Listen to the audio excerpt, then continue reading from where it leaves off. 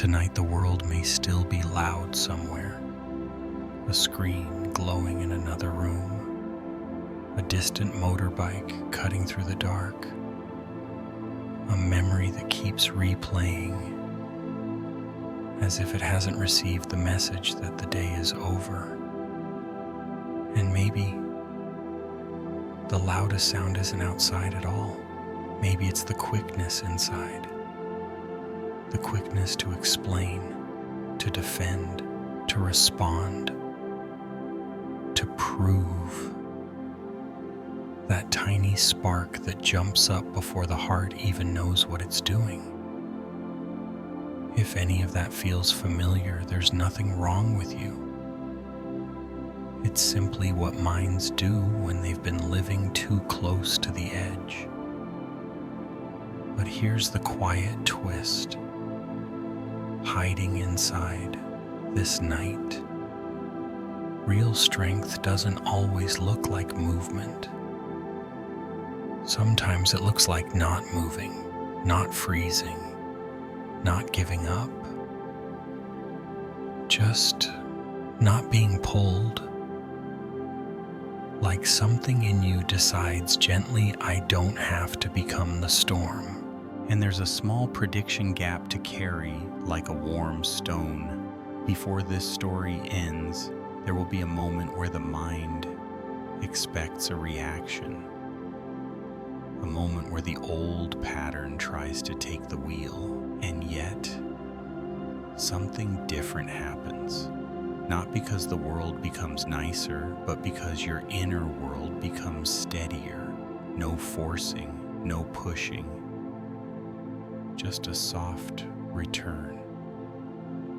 A return to the place that can't be insulted, the place that doesn't need applause to exist.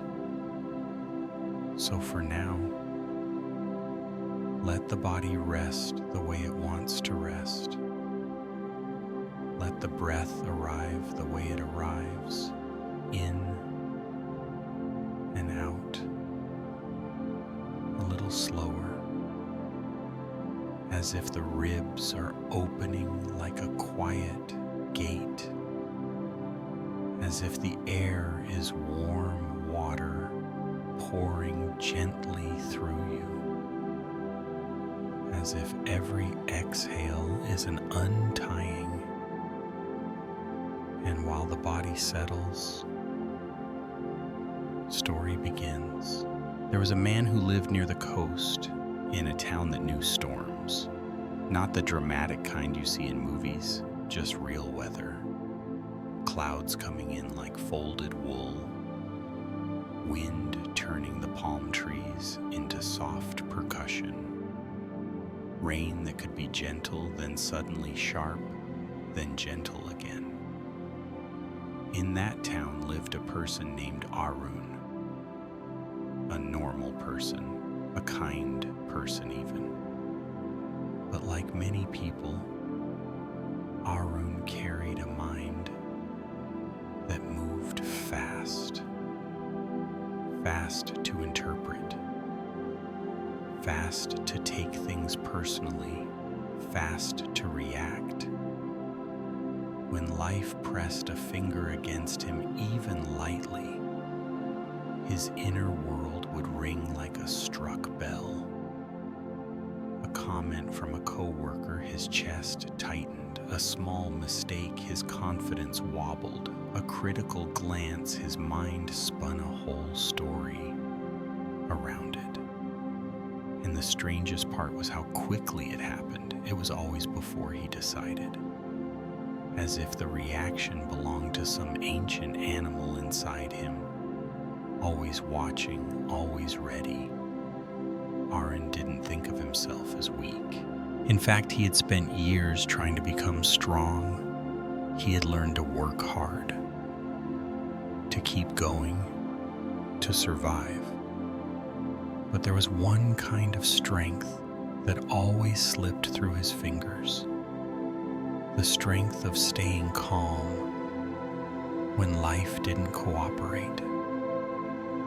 The strength of not being yanked around by praise and blame. One night after a long day, a storm rolled in, the kind of storm that changes the shape of sound. Arun was walking home with his collar raised, his mind still busy with an argument from earlier. It wasn't a huge argument. That's what bothered him most. It was small. It was nothing. A remark. A tone. A moment where he felt misunderstood. And his mouth had reacted before his heart could breathe. Now the words were stuck in him like splinters. He kept replaying what he said, what he should have said, what he wished he could unsay. The rain arrived suddenly cold on his face. He stepped under the awning of a tea shop he had never entered. Warm light spilled onto the wet street. Inside it looked quiet, not empty. Quiet. That kind of quiet that makes a person notice their own breathing. Arun hesitated at the door, then entered. A little bell sounded soft, not sharp. The air smelled like roasted leaves and wet earth. Behind the counter, an older monk sat with a small teapot, hands resting as if time had slowed down around him. The monk didn't stare, didn't ask questions. He simply nodded once, as if he'd been expecting a tired traveler. Arun sat near the window, watching rain slide down the glass. His thoughts kept moving like running water. The monk poured tea and placed a cup in front of him. Steam rose in gentle spirals. Arun wrapped his hands around the cup. Warmth spread into his palms. For a moment, the storm outside sounded like a lullaby. Then his mind returned to the argument, hungry for resolution. The monk spoke softly, not interrupting, not intruding. Some storms keep traveling after the clouds are gone. Arun looked up. The monk's voice was calm like a low river. Arun tried to laugh. Long day. The monk nodded again, then said, almost as if speaking to the tea, there is an old sentence, a pause. It says a person is not punished for anger. Another pause. A person is punished by anger. Arun felt the truth of it immediately, not as a philosophy, as a bodily memory. He knew how anger lingered, how it stained the evening, how it stole sleep.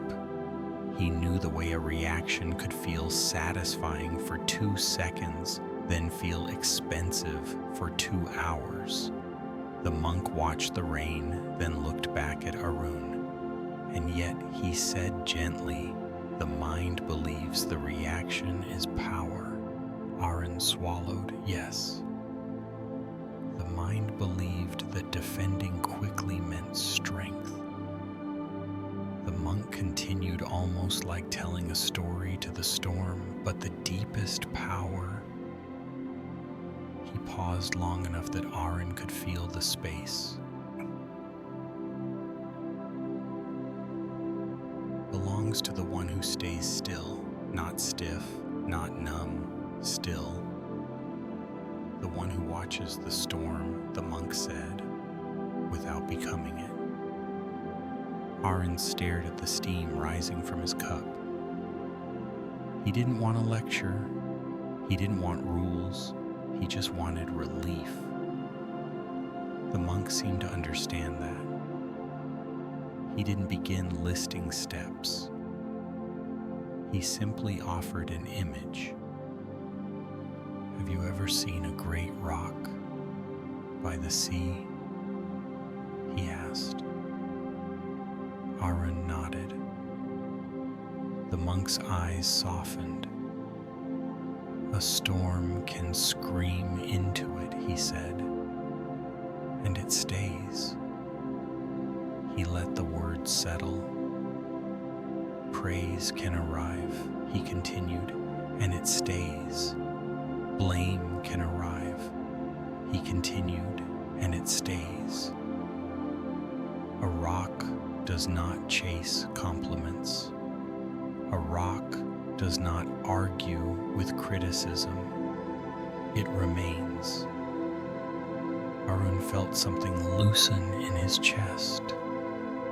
He pictured the rock.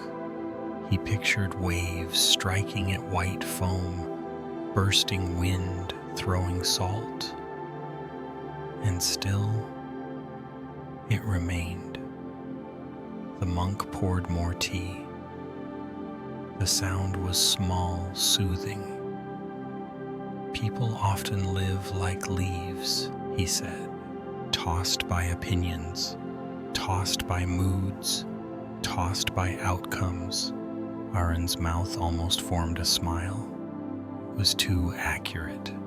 One harsh word, the monk said, and the inner world collapses. One small failure, he said, and worth begins to wobble. Arun looked down at his tea. He had been living like that, as if his peace were rented out to other people, as if the keys to his inner home were always in someone else's pocket. The monk continued. In old language, clinging is the root. He didn't say the word like a textbook.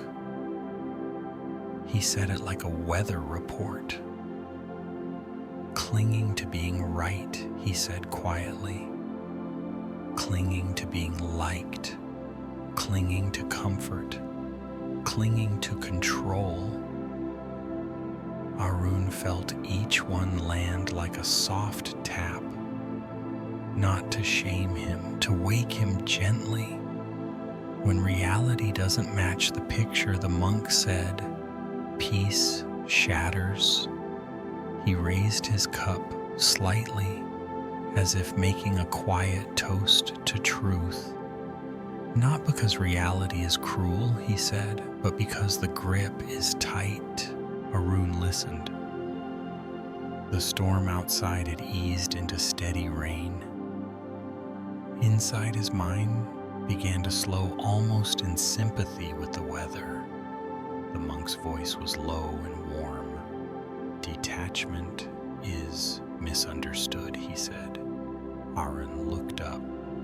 Detachment, the monk continued, is not the end of caring, it is the end of grabbing. He made a small motion with his hand like releasing something. You can care, he said, and still be free. You can love, he said, and still be steady. You can act, he said, without tying your identity to the outcome. Arun breathed in. Something about that felt like a door opening.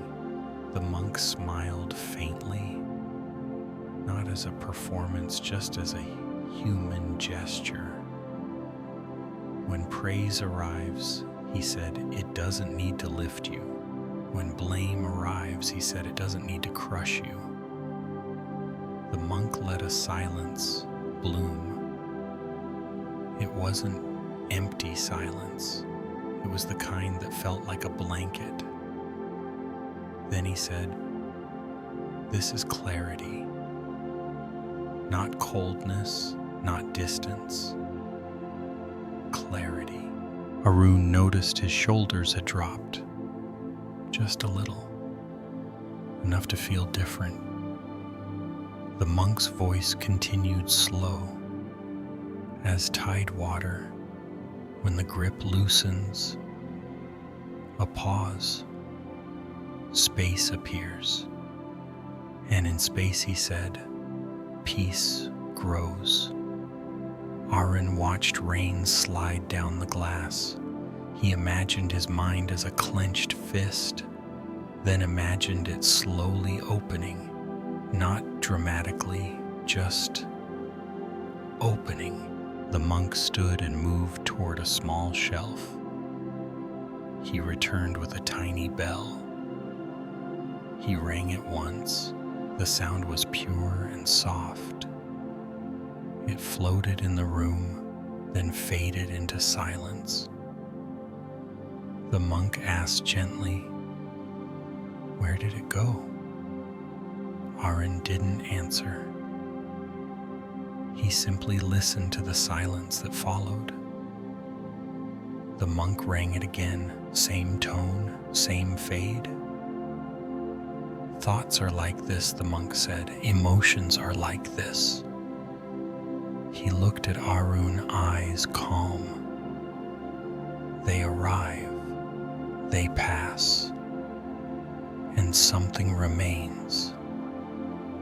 Arun felt that something in himself, not a thought, not a feeling, something watching, a presence behind the mind. The monk's words were like slow waves. One of the greatest skills, he said, is to observe and not absorb.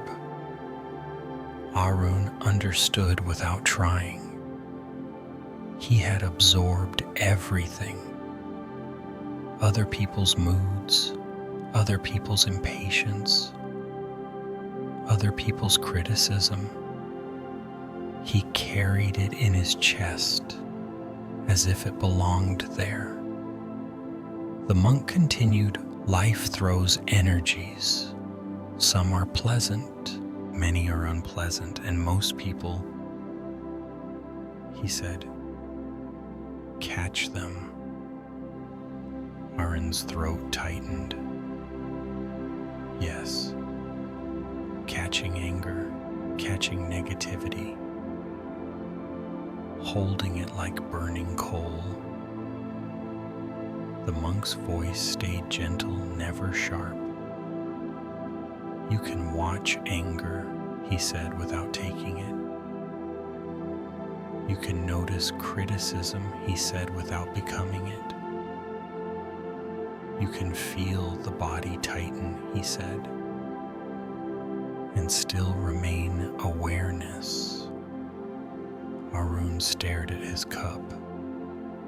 He could feel his nervous system relaxing slightly at the thought that he didn't have to carry everything. The monk leaned back slightly and spoke as if telling Arun a secret of the ocean. Imagine your mind as a still lake. Arun pictured it. Moonlight on water.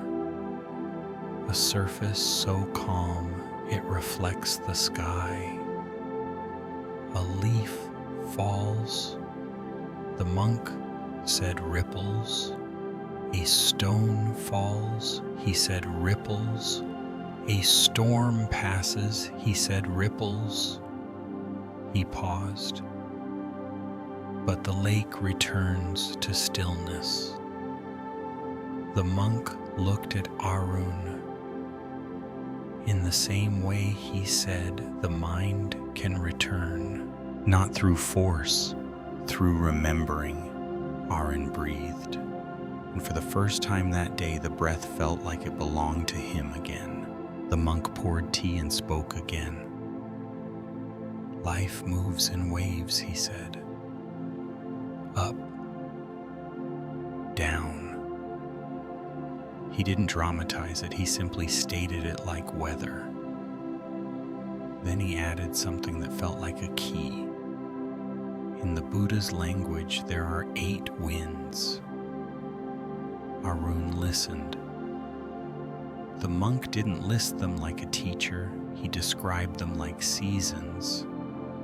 Sometimes praise arrives, sometimes blame, sometimes gain, sometimes loss, sometimes fame, sometimes disgrace, sometimes pleasure, sometimes pain. He let the words pass through the room like soft wind. These winds, he said, blow through everyone's life. Arun watched his own mind react to the words. The mind wanted pleasure, wanted praise, wanted gain, wanted comfort, and feared the other side. But hearing the monk describe it so gently made it feel less personal, like, this is simply what happens. The monk continued, a strong mind isn't a mind that never feels. It's a mind that returns to center, returns to breath, returns to what is real. The monk tapped the table lightly with one finger. Even when the winds blow, he said, the rock remains. Arun felt a quiet hope again, not bright, not energetic, a sleepy hope, the kind that doesn't demand immediate change, just suggests that peace is possible. Then the monk said something very simple. There's always a pause. Arun looked up. The monk's eyes were steady. In every moment, he said, there is a small space between what happens and what happens next. Arun felt something in his chest. Yes, that space existed. He had just been skipping it. The monk continued. Most people miss it, he said, because reactions are fast. He didn't say this with disappointment, just truth. But the pause, he said, is freedom. Arun felt his body respond, a deep exhale. The monk spoke softly. An insult comes. The ego wants to snap back. A car cuts you off. Anger rises like fire. A problem appears. Fear tightens. He paused. And yet, his voice became almost a whisper. The first emotion is not the only truth. Arun felt his eyes soften. The monk continued, there is the one who notices, the one who breathes, the one who chooses, and that one is quiet. Arun's mind tried to grab this as a technique, but the monk's tone kept it from becoming rigid. It stayed like a lullaby. One breath, the monk murmured, a heartbeat of stillness, and the pattern breaks. Arun imagined it, the old script beginning. Then, a breath, a pause, a tiny yell where a different ending could enter. The monk smiled faintly. Meditation, he said, is practicing the pause, sitting, breathing, thoughts arriving, not following them, sensations arriving, not reacting, just noticing. And over time, the pause grows strong, not loud strength, quiet strength. Arun felt something settle in his belly, like the nervous system was hearing good news. The monk looked out at the rain, then back at Arun, and sometimes he said, "The greatest strength is letting a fire burn out." Arun listened. When anger comes, the monk said, the instinct is to throw it back. Arun knew. He had done it that day. But fire needs fuel, the monk said. And the world often offers fuel. A pause, a word, a defense, an argument, a long explanation. Arun's mind pictured it clearly. The monk continued, "Hatred doesn't end hatred." He said it like gravity, not a moral command, a law of the heart. Only non-hatred ends it, he said. Arun felt the truth of that in his bones. He remembered the aftertaste of winning an argument. The monk's voice was quiet. When someone hands you a torch, a pause, the hand decides whether to take it or let it burn in the other person's hand until it tires. Pictured it again. That image felt powerful, not aggressive power, but liberation. The monk's eyes were kind. "Not picking it up," he said, "is not weakness. It's sacred protection." Arun breathed. He realized how much energy he had spent carrying other people's fires. The monk continued, "If a rock is handed a burden, a faint smile, it does not reach out to carry it." Arun smiled too quietly. The storm outside had become a soft, steady rain. The tea shop felt like a shelter not only from weather, but from the need to react. Then the monk said something that sounded almost like poetry.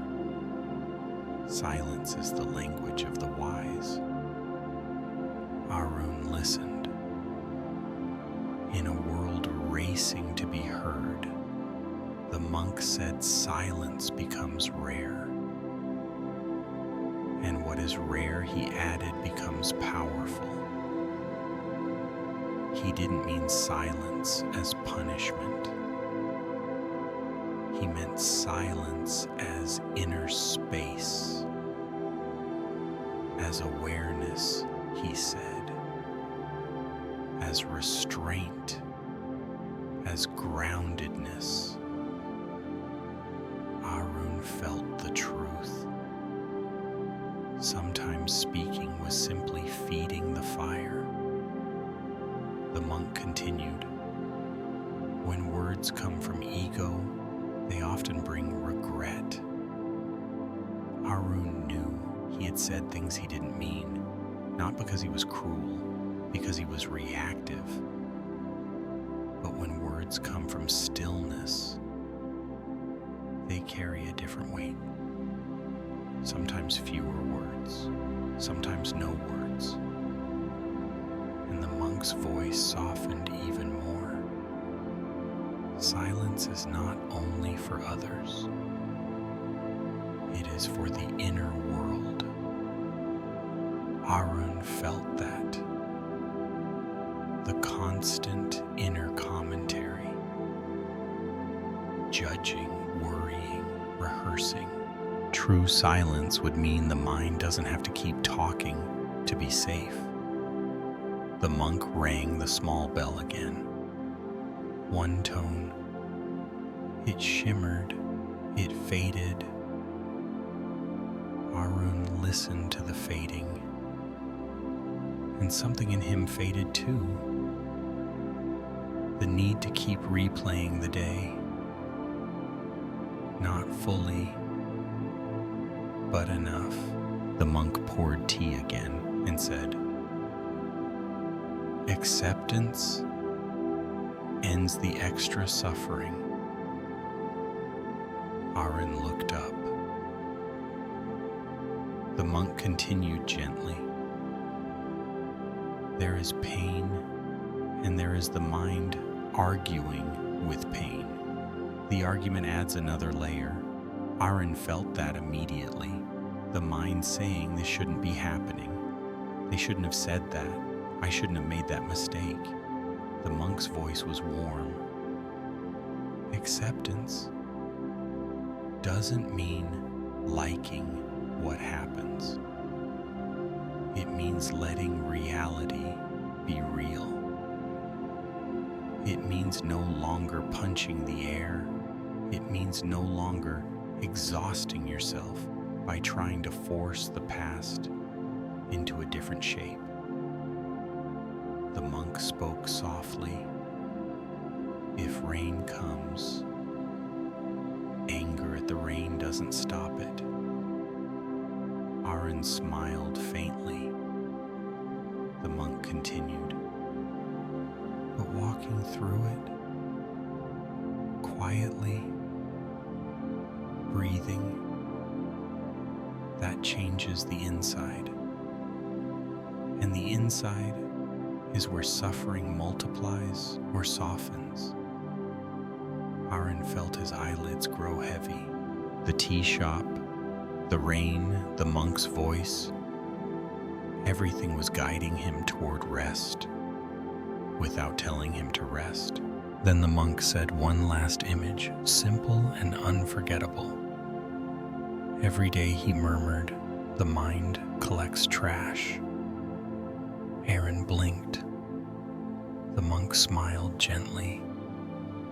Small hurts, small resentments, small fears. If they stay too long, they begin to smell, not as a moral failure, as a natural consequence.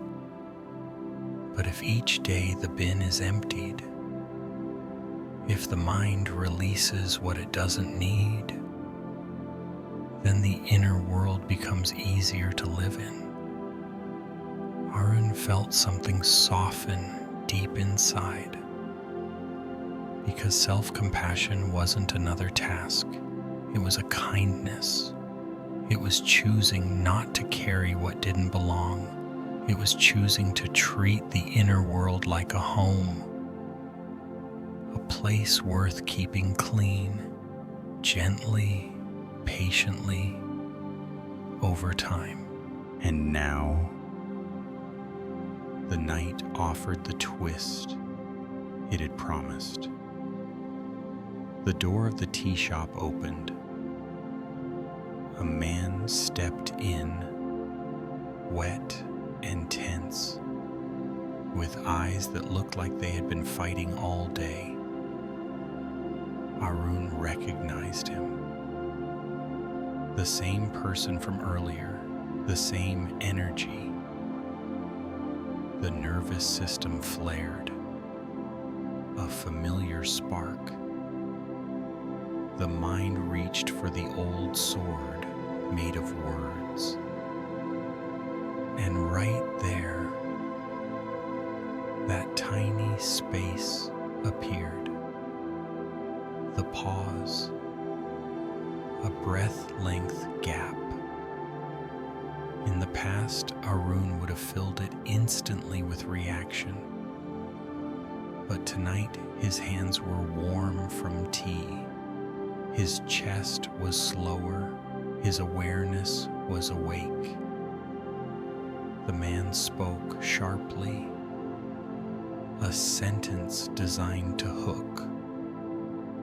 Arun felt the hook. He felt the urge to defend. Then he remembered the coal. He remembered the torch. He remembered the rock. And instead of grabbing the moment with his mouth, Arun breathed in and out.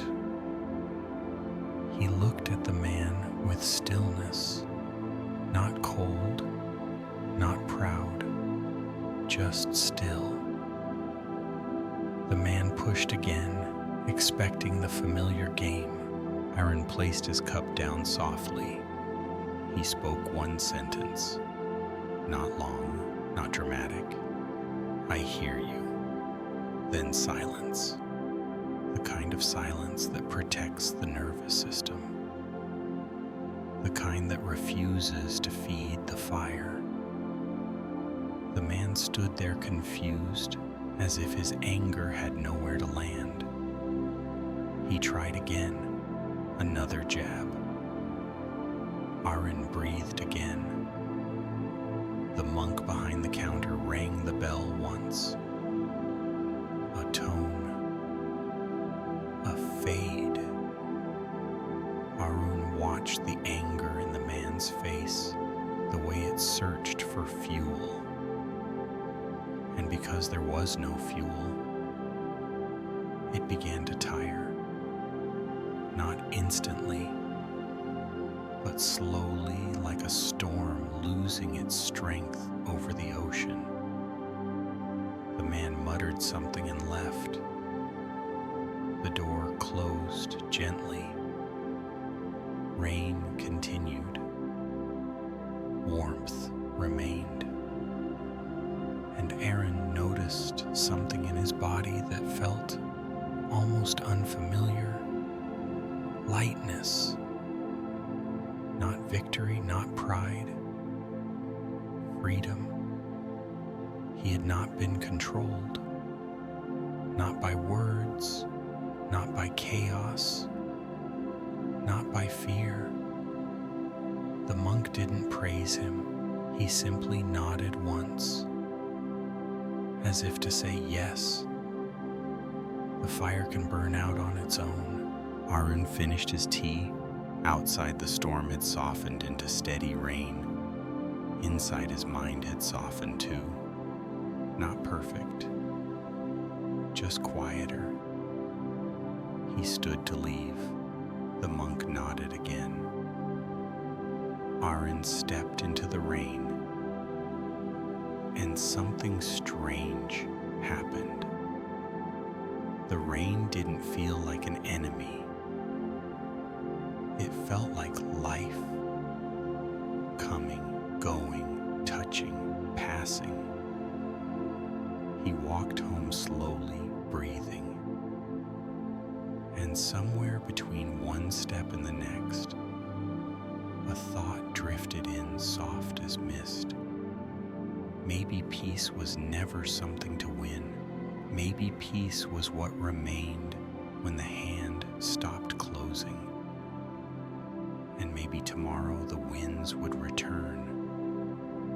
Praise, blame, gain, loss. Maybe a sharp sentence would arrive again. Maybe a trigger would knock at the door again. And if it did, that small space would be there again. The pause, the breath, the still lake, the rock. The story doesn't end with perfection. It ends with a door left slightly open. Because the practice isn't about never feeling storms. It's about remembering you don't have to become them. And as the night grows deeper, as the rain keeps whispering, as the breath keeps easing, sleep can arrive the way it likes to arrive. Quietly, naturally, when nothing inside is fighting anymore.